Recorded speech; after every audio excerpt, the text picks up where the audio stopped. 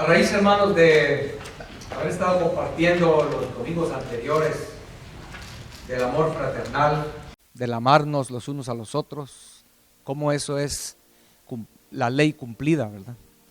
Cuando amamos al prójimo, como dice Gálatas capítulo 5, verso 14, ahí lo dice, que toda la ley se cumple en amar al prójimo. Entonces, es de suma importancia, hermanos, que ahí en Gálatas, y yo quiero invitarle a que vayamos a Gálatas, ahí en Gálatas encontramos, hermanos, lo que sigue diciendo en el capítulo 6.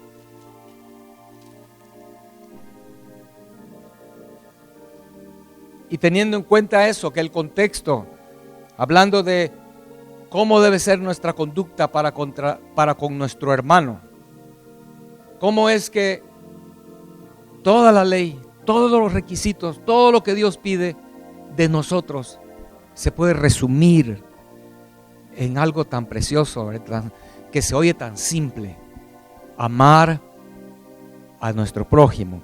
Entonces, en ese contexto, en el capítulo 6, quiero que leamos unos versos, hermanos. Amén. Comenzando, leamos desde el verso 1. Dice: hermanos, si alguno fuere sorprendido en alguna falta,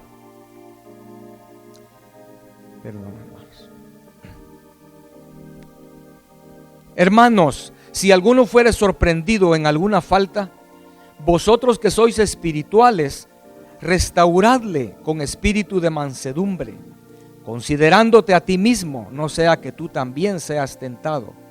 Sobrellevad los unos las cargas de los otros y cumplid así la ley de Cristo. Porque el que se cree ser algo, no siendo nada, a sí mismo se engaña. Así que cada uno someta a prueba su propia obra, y entonces tendrá motivo de gloriarse solo respecto de sí mismo y no en otro. Porque cada uno llevará su propia carga. El que es enseñado en la palabra, haga partícipe de cosa buena al que lo instruye. No os engañéis, Dios no puede ser burlado, pues todo lo que el hombre sembrare, eso también segará. Porque el que siembra para su carne, de la carne segará corrupción, mas el que siembra para el Espíritu, del Espíritu segará vida eterna. No nos cansemos pues de hacer bien, porque a su tiempo segaremos si no desmayamos. Así que según tengamos oportunidad, hagamos bien a todos y mayormente a los de la familia de la fe. Mirad, dice el apóstol Pablo, con cuán grandes letras os escribo de mi propia mano. Amén.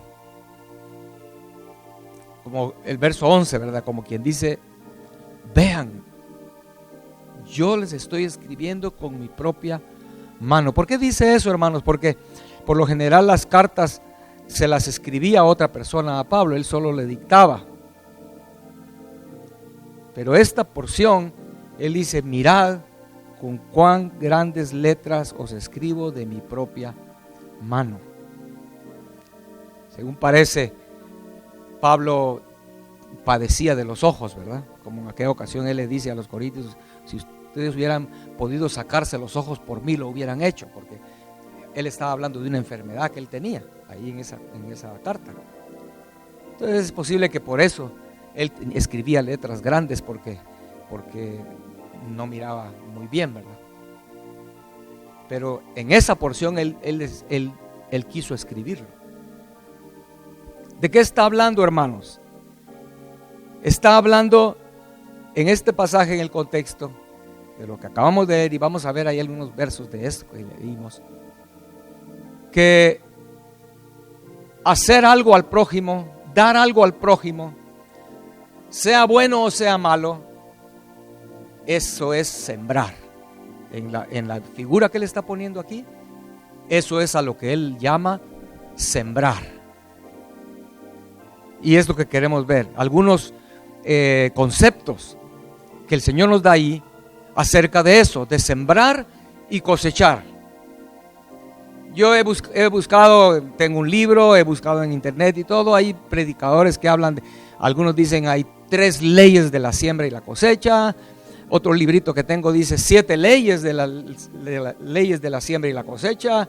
Encontré otro que escribió, que predicó 21 leyes de la siembra y la cosecha. Bueno, uno puede sacar un montón de leyes, ¿verdad? Si siembro frijol verde y si siembro frijol rojo, no sé, bueno, un montón de leyes. Pero yo quiero ver algunas cosas, no voy a decir números, voy a algunas cosas que aquí en estos pasajes donde Pablo escribe acerca de eso podemos obtener. Amén. Entonces lo primero que encontramos aquí es que sembrar se refiere a cosas que damos o hacemos al prójimo, sean cosas buenas o sean cosas malas que hacemos con el prójimo o le damos al prójimo. Eso es sembrar. Es una de las primeras cosas que encontramos aquí. Amén. O sea, no es cuestión aquí de sembrar para mí mismo, ¿verdad? Sino y que yo hago algo, no, es de eso está hablando. Sembrar es algo que estamos en esta tierra y por eso es que somos seres que Dios nos puso entre un ser social, ¿verdad?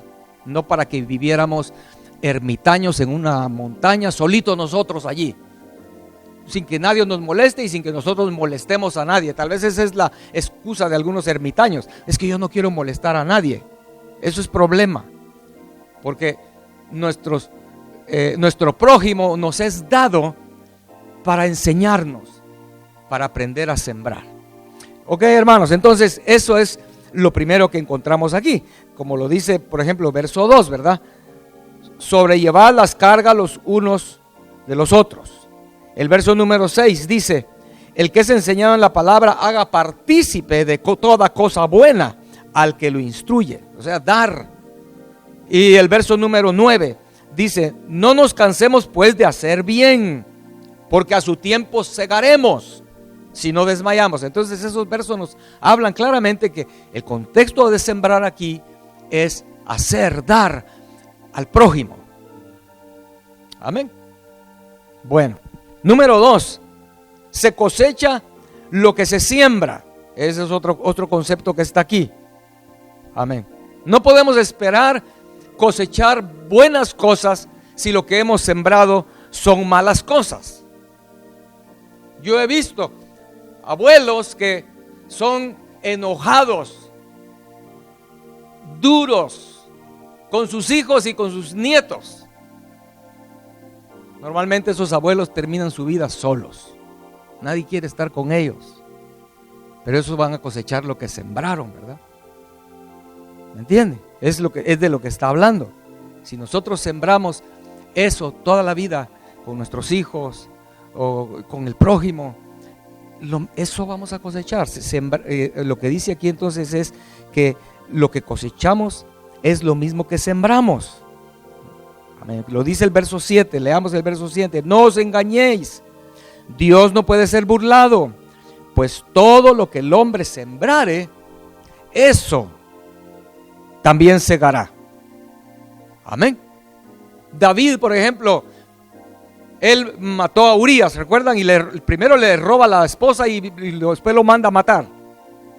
Cuando Natán viene y le dice a David que para señalarle su pecado, le cuenta una parábola, ¿verdad? De aquel hombre que tenía una sola ovejita y el vecino tenía muchas. Alguien llegó de visita al vecino y el vecino, en vez de matar una de sus ovejas, mató la única ovejita del otro vecino, con la cual ese vecino la amaba, esa ovejita, y dormía hasta con ella. Cuando David oye eso, se puso muy enojado y dijo: ese hombre merece morir, dijo, y que pague 4 veces más lo que hizo, 4 tantos más.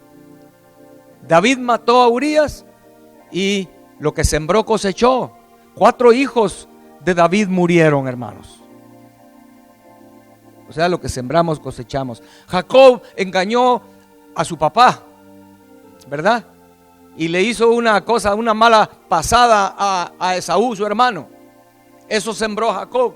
Después llega a la tierra donde su tío Labán, y su tío Labán hace exactamente lo mismo con Jacob, pero multiplicado, con mayor cosa, ¿no? Amán Amán hizo una horca para matar a Mardoqueo, pero al final él terminó muriendo en la horca. O sea, lo que hacemos, lo que sembramos, eso cosechamos. Pero también es del lado positivo, no pensemos que solo es del lado negativo. El lado positivo, Mateo 10:41 dice: el que recibe a un profeta por cuanto es profeta, recompensa de profeta recibirá. Es lo que dice Mateo 10:41. Y el que recibe a un justo por cuanto es justo, recompensa de justo recibirá. Y cualquiera que dé a uno de estos pequeñitos un vaso de agua fría solamente, por cuanto es discípulo, de cierto os digo que no perderá su recompensa. Amén. Entonces, hermanos, tenemos que tener cuidado que sembramos, ¿verdad? No andemos sembrando cizaña, hierbas, porque es lo que vamos a cosechar. Amén. Tercero, que encuentro yo aquí, una tercera cosa que encuentro en el verso 8. Pablo nos muestra, hermano, que siempre vamos a estar sembrando, ya sea bueno o malo, pero siempre vamos a estar sembrando. Media vez estamos aquí en esta tierra, vamos a estar sembrando. Lo dice en el verso 8 de esta manera: porque el que siembra para su carne, de la carne segará corrupción, mas el que siembra para el espíritu, del espíritu segará vida eterna. O sea que siempre vamos a estar sembrando. Eso es lo que acabo de mencionarle, ¿verdad? El ermitaño tal vez se esconde en una cueva para no molestar a nadie, pero él está sembrando también ahí, porque no está haciendo algo que debería de hacer, algo para lo cual él fue creado. ¿Me entiende? Es como el que esconde el talento, también está haciendo algo, está sembrando, ¿no? Esconder el talento también es sembrar, es sembrar mal, negativo. Es lo que estamos viendo aquí. Me trajo a la memoria eso, la excusa que algunos hacen, que dicen: pero si yo no le hago mal a nadie, es más, con fulano ni me meto. Vemos, ¿cuántos pueden ver ahí la mala actitud? ¿Podemos ver ahí una mala actitud o no? Está sembrando mal. Amén. Eso es bien tremendo, hermanos. Es como el rico pudo haber dicho: pero si yo ni me metía con Lázaro. Pues precisamente ese es el problema, que Lázaro te necesitaba y tú tenías la solución para aliviar a Lázaro sus dolores, su aflicción, y no lo hiciste. Entonces siempre vamos a estar sembrando, sea malo o bueno. Entonces tenemos que andar bien cuidadosos en nuestra manera de vivir, en nuestra conducta, para con nuestros hermanos. ¿Cómo estamos sembrando? Todos los días en la casa. En la casa. ¿Cuántos han visto que en la mañana, parejas aquí de esposos, las primeritas palabras que dices son cruciales? Porque si como esposos las primeritas palabras que dices son negativas, hermano, cosechas en el día un día todo feo, ¿verdad? Porque de veras, desde que nos levantamos debemos estar muy preocupados, sabiamente, vivir sabiamente, sembrar bien, y no, hermanos, solo vivir como yo así soy. Bueno, si tú así eres, pues eso vas a cosechar, ¿verdad? Amén. Bueno, es importante, tan importante que Pablo dice ahí, ¿verdad? Mirad con cuán grandes letras os escribo de mi propia mano. Claro, le costó a Pablo escribir eso, como tenía problemas tal vez de los ojos, ¿verdad? Unas letrotas ahí. Pero él quería que lo viéramos. Amén. Cuarta cosa que encuentro aquí. Encontramos que hay un tiempo entre el que sembramos para cuando vamos a cosechar. Hay un tiempo allí. No es algo automático, como estamos acostumbrados las generaciones modernas, ¿verdad? que todo lo queremos rapidito. Hoy compramos en Amazon algo y lo queremos ya al día siguiente, ¿verdad? A veces en el mismo día. Alguna vez me sucedió, en el mismo día me llevaron un repuesto de un aparato que yo quería, imagínense. Pero esto no es así. En la ley de Dios sembramos, pero hay que esperar para cosechar. No es cuestión de que ya es la cuestión, ¿verdad? Dice en el verso 9, no nos cansemos. Por eso dice eso, que no nos cansemos, porque hay una espera. No nos cansemos pues de hacer bien. Amén. Tal vez algún esposo quiere ganar a su esposa, ¿verdad? Porque la ha tratado mal por mucho tiempo y él tal vez decide, bueno, ahora sí voy a mejorar. Y solo un día trata, ¿verdad? Y ya quiere que ella dé fruto. Después de que sembraste mal todo como por 10, 15 años, en un día quieres que solo porque le llevaste un ramito de flores baratas, no creo que un carro, tu primer intento, ¿verdad? Un ramito ahí medio. Y quieres que al día siguiente ya, o en ese instante ella ya fructifique. No nos cansemos de hacer el bien. Si estuviste sembrando mal y ahora empiezas a querer sembrar bien, va a llevar tiempo. Entonces dice, no nos cansemos pues de hacer el bien, porque a su tiempo, dice, segaremos. Si no desmayamos, ¿ok? Si no desmayamos, no quiere decir que sembraste bien, y de ahí te cansaste, ya abandonas. No podemos abandonar la siembra. Hay que trabajarla, ¿no, hermanos? Eso lo sabemos por los granjeros, ¿no? Que ellos no pueden dejar así, porque rápido van a crecer hierbas, o van a llegar animales, o va a llover mucho y va a destruir los surcos, no sé. Necesitamos tener paciencia y perseverar, dice aquí, haciendo el bien, no desmayar. Amén, hermanos. Podemos, por ejemplo, empezar a sembrar semillas en nuestra vida. Aquellos que tal vez no tenían esto claro en sus mentes y han vivido solo hemos vivido, ¿verdad? Así como un niño, como un joven que solo vive y solo piensa en él, ¿verdad? Solo piensa en, ahora en qué me voy a divertir, ahora qué voy a comer, ahora qué me gustaría hacer. Eso es todo. Niños y jóvenes lo único que piensan es, y tristemente adultos, qué me gustaría a mí hoy hacer, qué me gustaría a mí hoy comer, qué me gustaría a mí hoy a dónde ir. Nunca pensamos en alguien más. Pero sembrar, ya dijimos que es para con los demás, porque el problema es que por ese afán de qué me gustaría a mí, pasamos encima de cualquiera, pisoteamos a quien sea, pasamos ofendiendo, empujando y no nos damos cuenta y estamos sembrando mal. Pero podemos empezar, no es tarde empezar, hermanos. Yo recuerdo que, si no me equivoco, fue Martín Lutero el que dijo, si mañana viniera el Señor, yo hoy sembraría un árbol, dijo, ¿verdad? Porque no debemos pensar, no, pero qué aburrido, ahora ya es tarde, ahora ya la arruiné. Hermanos, podemos empezar a sembrar semillas de amor. Pensemos, lo que estoy diciendo es en mente lo que acabo de decirles, no nos cansemos. Semillas de disciplina. A ver, ¿cuántos tenemos problemas de indisciplina? ¿Verdad? Yo creo que tal vez la mayoría, ¿verdad? Tal vez es un extremo, como yo recuerdo en la escuela haber aprendido de ese filósofo Kant. Se dice que ese filósofo Kant vivía de tal manera, hermanos, que la gente sabía exactamente 4 menos 3, faltan 3 minutos, a las 4 en punto pasaba por cierto lugar siempre.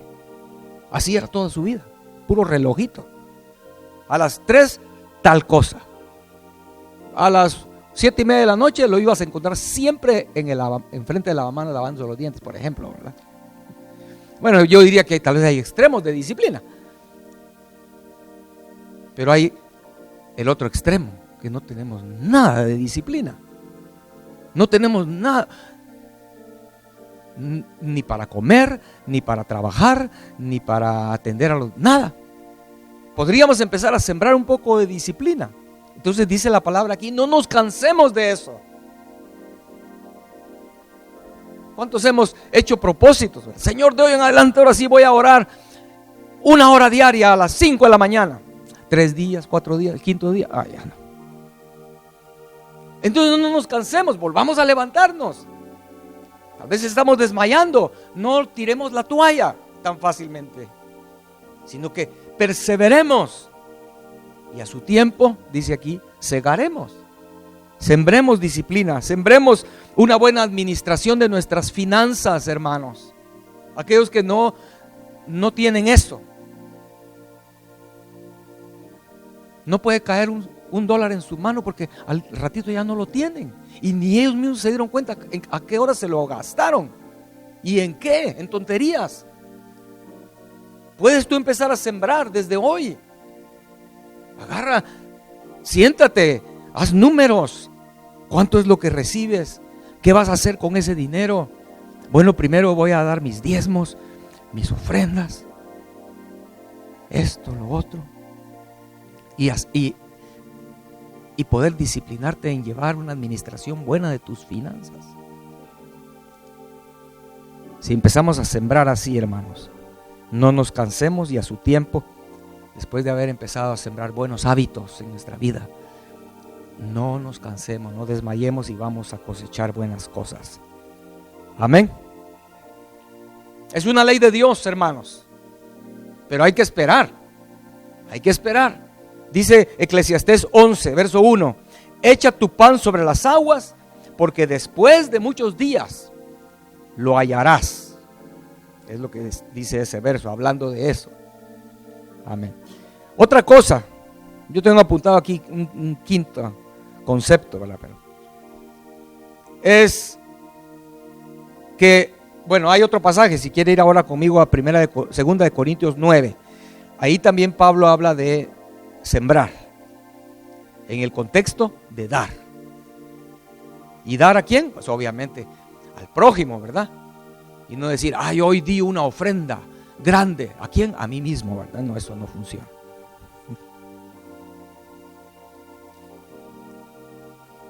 Amén. 2 de Corintios 9, también Pablo habla ahí de esto, de la siembra, de la cosecha. Entonces, como un quinto concepto, en este pasaje del capítulo 9, leamos verso 5, verso 6, verso 7 y 8. Leamos eso, 5, 6, 7, 8. 2 de Corintios 9. Por tanto, tuve por necesario exhortar a los hermanos que fuesen primero a vosotros y preparasen primero vuestra generosidad antes prometida, para que esté lista como de generosidad y no como de exigencia nuestra. Pero esto digo, el que siembra escasamente, también segará escasamente. Y el que siembra generosamente, generosamente también segará. Cada uno dé como propuso en su corazón, no con tristeza, ni por necesidad, porque Dios ama al dador alegre. Y poderoso es Dios para hacer que abunde en vosotros toda gracia, a fin de que teniendo siempre en todas las cosas todo lo suficiente, abundéis para toda buena obra. Amén.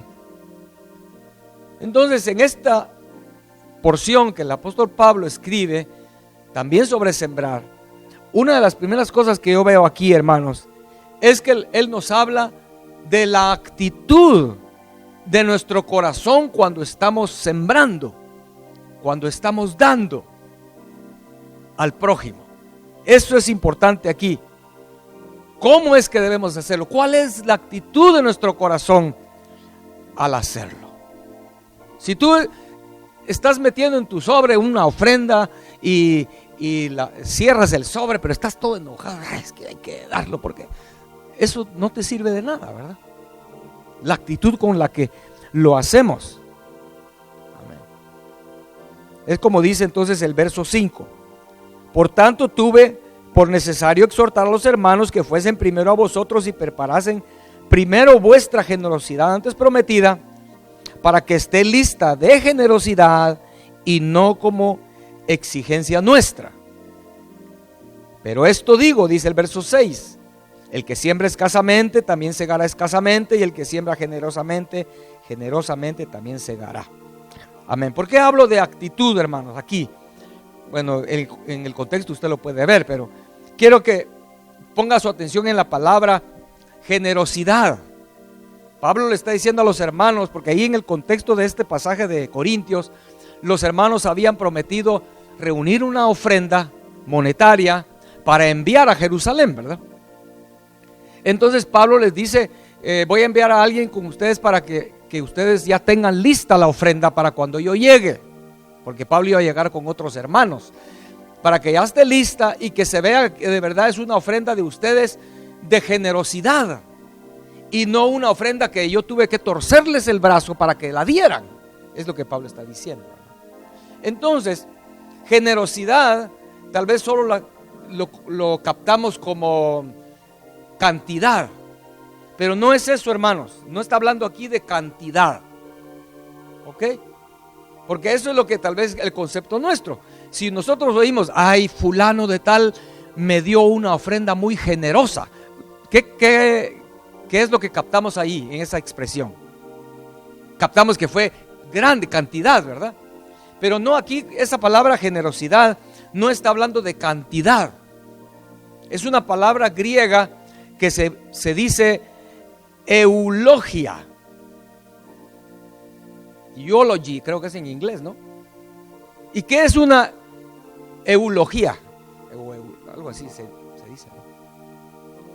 Es cuando alguien muere. Eso es, bueno, en el diccionario es lo que dice, ¿verdad? Cuando alguien muere y alguien va a pasar a hablar de ese muerto, pasa a dar un discurso, y a eso se le llama eulogia, o no sé dónde lleva el acento esa palabra, ¿verdad? Y obviamente cuando esa persona pasa a hablar de la persona que murió, no pasa a hablar sus defectos, ni sus errores, ni sus fracasos, sino que pasa a hablar algo lindo, algo bueno, sus virtudes, recordando cosas que esa persona decía, que eran cosas muy, tal vez, chistosas o buenas, etcétera. Eso es una eulogía. Entonces esa palabra griega es la que está ahí traducida como generosidad. Pero en el Strong's, al aparecer esa palabra, también menciona que es algo como con bendición. Una bendición, como decir cosas. Hablando aquí de dar, es dar algo con una actitud, una buena actitud, con gozo, como lo vemos en el contexto de lo que acabamos de leer, con alegría, con buenas intenciones. Amén. ¿Me comprenden, hermanos? Que cuando alguien va a dar, utilizando esa palabra, como Pablo está diciendo ahí, que la ofrenda de ustedes sea por generosidad, dice aquí. Lo que está diciendo es que vuestra ofrenda se vea que es claramente una ofrenda que ustedes quisieron hacer lo mejor y con amor. Amén. De eso es de lo que está hablando aquí, hermanos. No es que tú, bueno, hermano, vamos a recoger una ofrenda y tú sacas tu billetera, ¿verdad? Yo he visto eso, hay gente que, ¿cuántos han visto eso? Que un hombre saca su billetera y lo primero que hace es darse vuelta. ¿Cuántos han visto eso? Saca su billetera y primero hace así. Y empiezas a esculcar ahí. Y de repente logra agarrar un billete, ¿verdad? Le costó, pero lo agarró. Y lo pudo sacar. Eso es lo contrario de lo que está diciendo allí. Que no se vea que su ofrenda es por exigencia nuestra, dice el apóstol Pablo a los de Corinto, ¿verdad? Amén. Si tú vas a comprarte algo, quieres una buena calidad, ¿no? Eso sí, pero si vas a comprar algo para regalarle a alguien, no importa que sea made in China, ¿verdad? Sí, entonces eso ya no es una ofrenda con esa actitud. Que nuestra ofrenda sea nacida de un corazón que quiere verdaderamente bendecir a esa persona. Es de lo que está hablando aquí esta palabra, generosidad. Amén.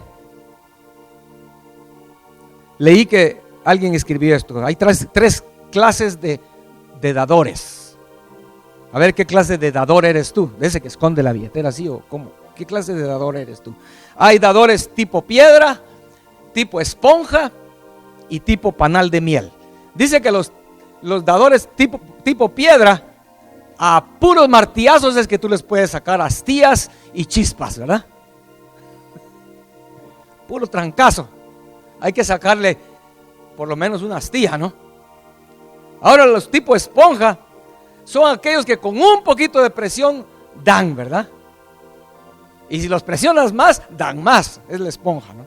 Pero hay que estarlos puyando para que lo hagan, ¿no?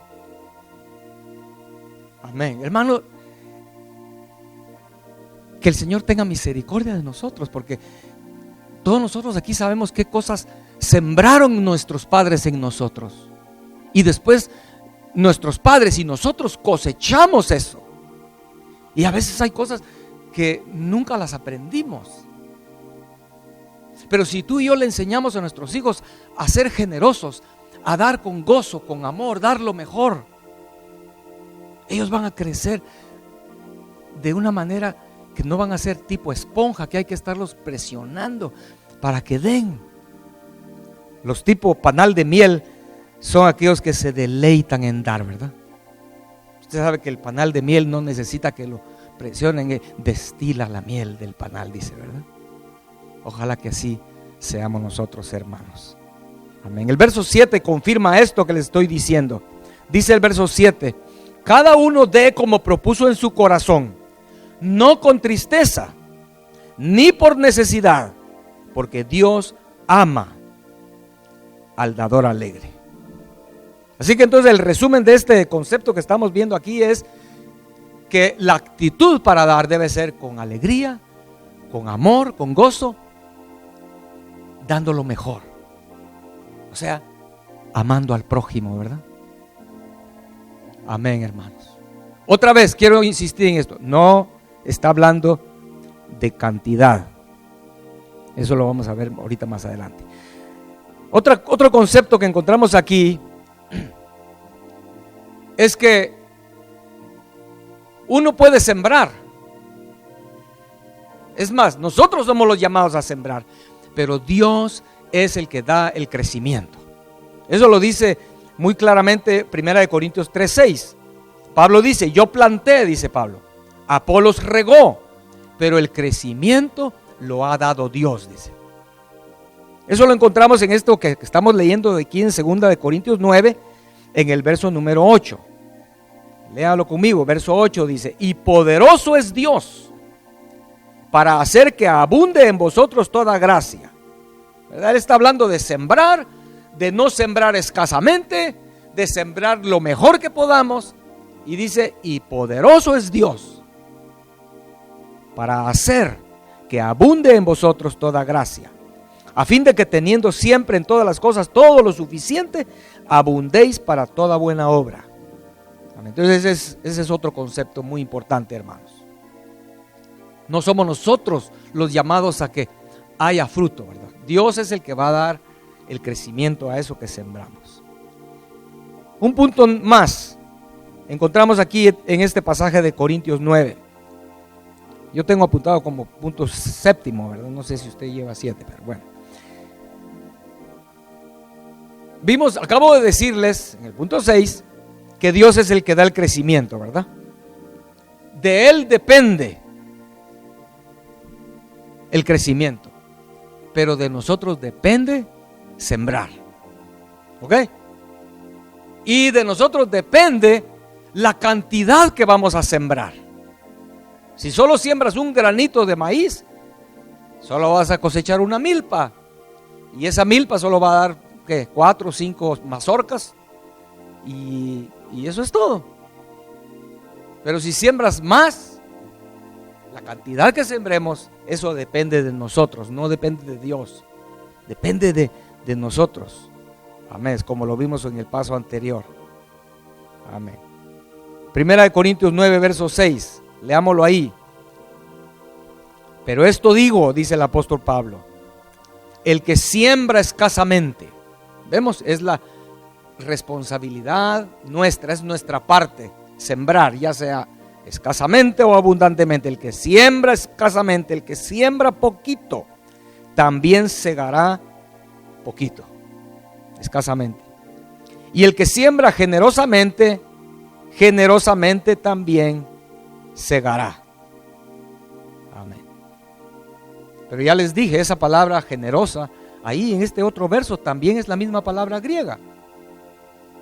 Porque el Señor no quiere que nosotros pongamos el énfasis en la cantidad al dar, sino en que sea de todo corazón.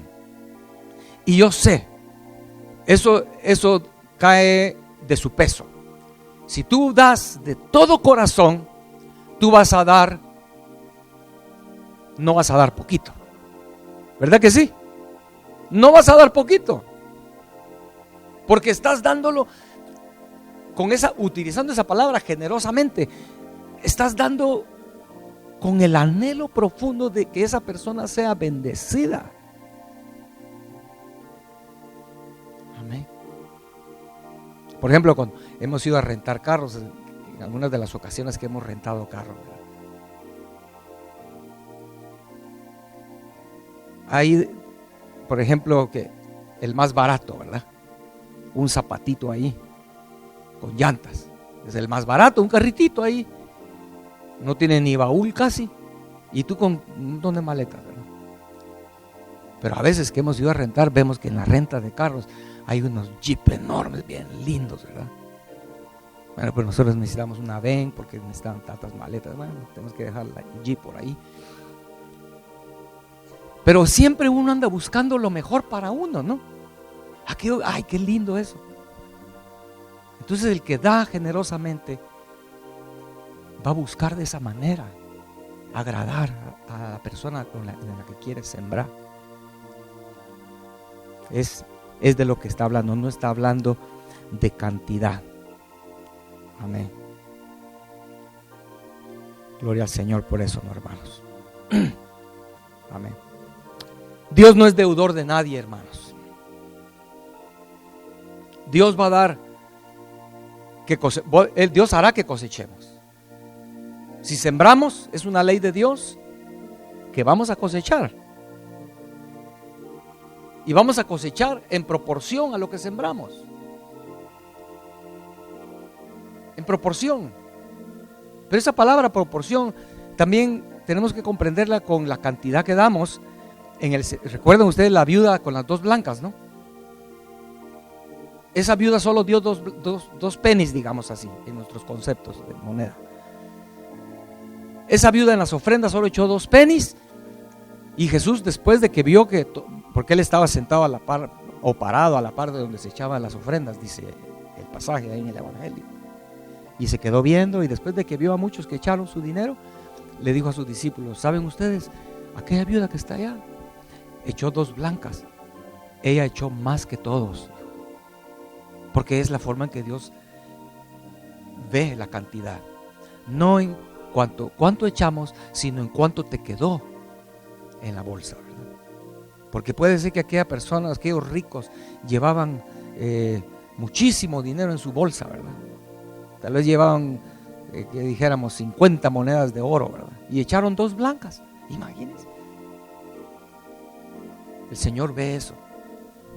Es de lo que se trata. Y el Señor va a multiplicar eso. Como hemos aprendido, ¿verdad, hermanos? Nunca va a suceder que alguien muera y que en el día del juicio le diga al Señor: Señor, pero me vas a mandar al infierno, y si yo le di $100 de ofrenda a tal iglesia, o a tal persona. Yo vi una persona que estaba necesitada y le di $100. Y el Señor va a decir a Gabriel, tal vez con los libros abiertos, ¿verdad? Le dice: Gabriel, ¿es cierto eso? Y Gabriel mira los libros: sí, Señor, aquí dice que tal fecha este hombre le dio $100 a una persona en una silla de ruedas, etcétera. Gabriel, y dice ahí: ¿qué hicimos por él, por esos $100? No hicimos nada por él. Ese ya es un problemón, ¿no? ¿Cómo vamos a mandar al infierno ahorita a alguien y nosotros le debemos $100? Eso no va a suceder nunca, porque el Señor se encarga de darle a todas las personas la cosecha de lo que sembra. Es una ley de Dios. Y la cosecha que Dios da no es como en números, como es hoy en día en los bancos, ¿verdad? Si usted pone dinero en la cuenta de ahorro en un banco, ¿cuánto le paga el banco por tener su dinero ahí guardado? Un porcentaje miserable, ¿verdad? De 1%, algo así. Por cada $100 te dan $1 al año, imagínese. Por tener tus $100 guardado el banco te va a dar $1 al año. El Señor no es así. El Señor no habla de 3%, de 1%. Él habla de 30 por 1, 60 por 1 y 100 por 1, ¿verdad? Y solo 30 por 1, que es lo mínimo que el Señor dice que da ahí, porque es lo que habla la parábola esa, ¿no? Que los que sembraron, unos iban a cosechar al 30 por 1, otros al 60, otros al 100. Los que cosechan lo menos posible, es 30 por 1 el mínimo, es como decir el 3000%.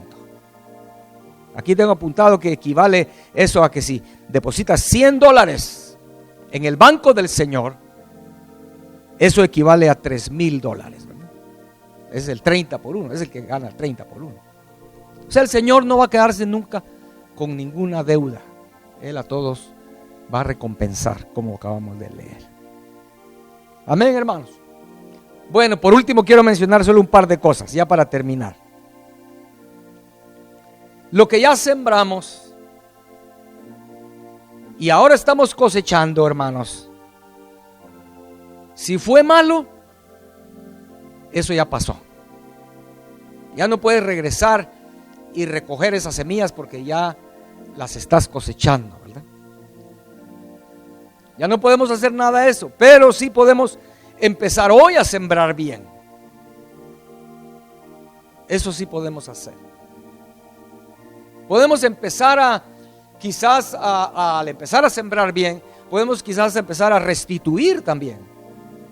Tal vez ahora ya estás cosechando mal, pero uno puede tratar de restituir algunas cosas, como Zaqueo, ¿recuerdan? Zaqueo había sembrado mal de tal manera que toda la gente lo odiaba. ¿Sabían ustedes eso, verdad? Los israelitas, los judíos, odiaban a los publicanos porque trabajaban para los romanos cobrándole los impuestos. No era raro entonces que un publicano llegara a tocar la puerta a un hermano de él, israelita, y decirle: hermano, mira, ya debes tanto de impuestos. Y el otro: ay, pero si no tengo. No, algo tienes que tener por ahí. Imagínense esos publicanos, ¿verdad? Le sacaban a la gente y le sacaban más de la cuenta. Él ya había sembrado muy, muy mal por años. Lo odiaban. Algunos tal vez querían hasta matarlo, ¿no? Entonces cuando él recibe al Señor en su corazón, sus ojos son abiertos, se da cuenta de esto y él dice: no, ahora voy a empezar a sembrar bien. Y para comenzar voy a ir a restituir a todo aquel que yo le he robado, le voy a devolver doble al doble. Sí, hermanos, o 4 tantos, no sé. Eso podemos hacer. Y por último, hermanos, lo que sembramos no debe ser solo con el propósito de cosechar para nosotros. Debemos sembrar, hermanos, pensando en que esa cosecha sea una bendición para otros también. Como le dije lo de Martín Lutero, ¿verdad? ¿De qué sirve que si mañana voy a morir, sembrar un árbol hoy? ¿Aló, hermanos que están ya aquí un poquito ancianitos como yo? Hay ancianos que hacen: ay, Ya no quieren hacer nada. Porque, ay, ¿de qué me va a servir, verdad? ¿De qué me va a servir sembrar un árbol ahora? ¿De qué me va a servir fumigar allá atrás que hay plaga? Ay, que me coman la plaga. Yo ya voy de salida. No pensemos así, hermanos. Sembremos porque sabemos que eso que estamos sembrando, obviamente esa cosecha va a ser para los hijos, los nietos, etcétera. Ese debería ser por lo menos lo más importante en nuestros corazones. Pensar en el futuro de nuestra generación. ¿Por qué queremos dejar a nuestros descendientes una cosecha mala? Y que ellos tengan que empezar desde cero. ¿No te hubiera gustado a ti, hermano? Que en lo natural tú hubieras nacido en un hogar donde tu abuelo sembró en lo natural, digámoslo así, ¿verdad? Unas grandes extensiones de viñedos, ¿verdad? Y eso lo heredó tu papá y tu papá lo mejoró. Y ahora tú naciste ahí y tú tienes todas esas extensiones grandes de viñedos. Qué lindo, ¿no? Y no padres que no siembran nada para sus hijos y ese pobre hijo tienen que empezar desde cero otra vez. Y así es la vida hoy, ¿no? Desde cero tienen que empezar. Amén. Es como aquel hombre en Lucas capítulo 12, verso 19. Pongámonos de pie, hermanos. Lucas 12, verso 19 dice ese hombre que no queremos ser nosotros. Abuelitos que hay aquí presentes, ¿verdad? Hombres, mujeres ya grandes de edad. Sigamos sembrando, pensando en hacer bien a nuestro prójimo, comenzando con nuestra familia, obviamente, ¿verdad? Con nuestra esposa, esposo, hijos, nietos, bisnietos. Dice este hombre que él había cosechado mucho en esa ocasión, él tenía siembras, ¿verdad? De trigo, qué sé yo, de cebada, no sé, y cosechó tanto ese año que dijo, y de plano ya estaba viejito, ¿verdad? Es lo que yo asumo aquí, ya estaba viejito. Y entonces en el verso 19 dice: alma, muchos bienes tienes guardados para muchos años. Repósate, come, bebe, regocíjate. Pero Dios le dijo: necio, esta noche vienen a pedirte tu alma y lo que has provisto, ¿de quién será? Así es el que hace para sí tesoro y no es rico para con Dios. Amén. Esa es la clave ahí. Si tú siembras para hacer tesoro para ti, estás mal. Tenemos que hacer tesoros para ser ricos para con Dios, dice aquí. Amén. Me viene a la mente ese verso de Proverbios: el que presta al pobre, dice, no, el que da al pobre, presta a Jehová, dice, ¿verdad? Y el Señor se encargará de devolvérselo. Esa es la persona que siembra, pero para, dice aquí, ser rico para con Dios. Amén. Cerremos nuestros ojos entonces, hermanos. No debemos preocuparnos en si nuestra ofrenda es grande en cantidad, sino debemos preocuparnos que nuestro darle al prójimo, y no se refiere solo a dinero, hermanos, dar una sonrisa. ¿No es cierto que cuando tú sonríes en la calle a alguien, te devuelve la sonrisa? Casi siempre, ¿no? A menos que le estás sonriendo a alguien que de verdad anda bien amargado, te devuelve una mirada que mata. Pero por lo general, hermanos, no se trata solo de dar cosas materiales. Podemos dar nuestra vida, nuestra ayuda, cómo decir a otra con nuestros servicios, con lo que podemos hacer, con lo que podemos colaborar. Eso es sembrar. Amén. Por eso, termino con esto. La Biblia dice que en aquel día En el juicio final. Por eso Pablo dice, yo les escribo con letras grandes esto, de sembrar y cosechar, porque en el juicio final el Señor va a tomar en cuenta esto y va a decir, voy a cambiarlo, alguna palabra en esto. Por cuanto no sembraste en aquel mi hijito pequeño, en mí no lo hiciste.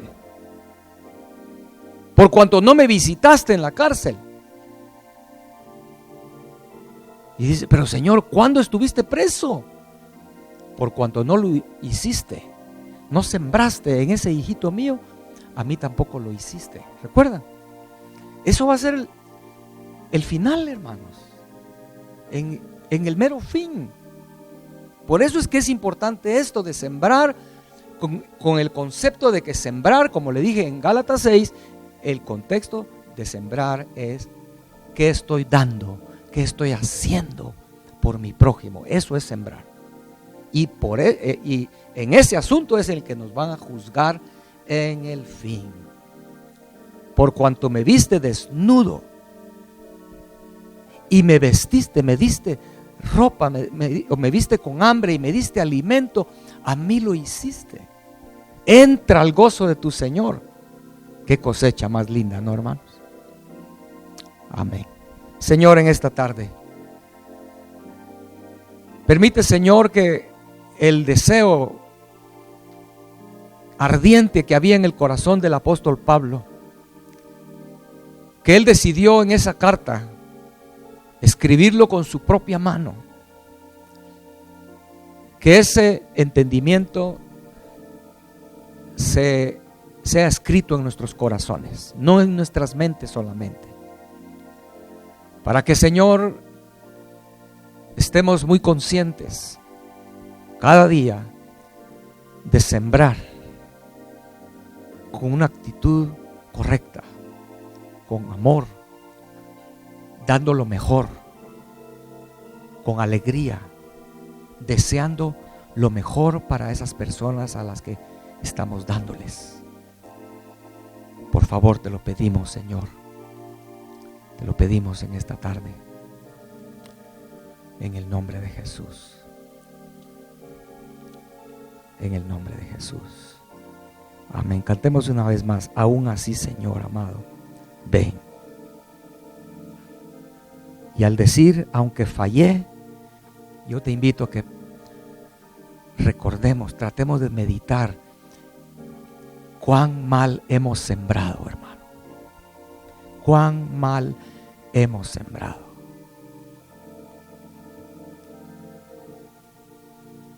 Tal vez como padre te quejas de algunas cosas en tu hijo, en tu hija, de cómo vive, cómo es.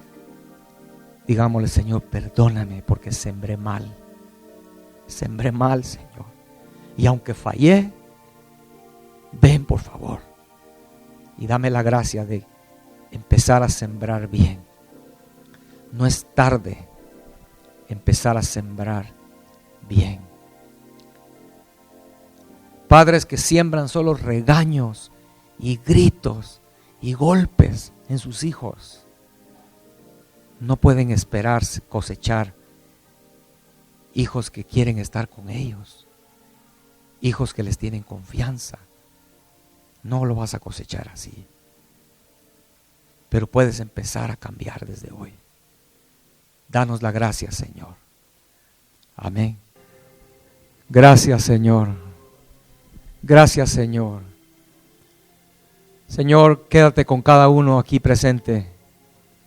Pon en nuestro corazón, Señor, este anhelo de empezar a sembrar y no descansar, no desmayar, sembrar bien, buena semilla en los corazones de las personas. Te lo pedimos en el nombre de Jesús. Amén. Amén. ¿Qué clase de suegra habrá sido Noemí, verdad, hermanos? ¿Puede usted imaginar qué clase de suegra era ella? Lo podemos averiguar con el fruto que obtuvo, la cosecha que obtuvo de su nuera Ruth, ¿verdad? Si Noemí hubiera sembrado mal, una suegra tipo ogro, Ruth ni loca se hubiera ido con ella, ¿verdad? O sea, eso se ve por todos lados en la Biblia, ¿no? Y en la vida natural. Señor, ayúdanos a sembrar buena semilla. Amén. Y con la actitud correcta.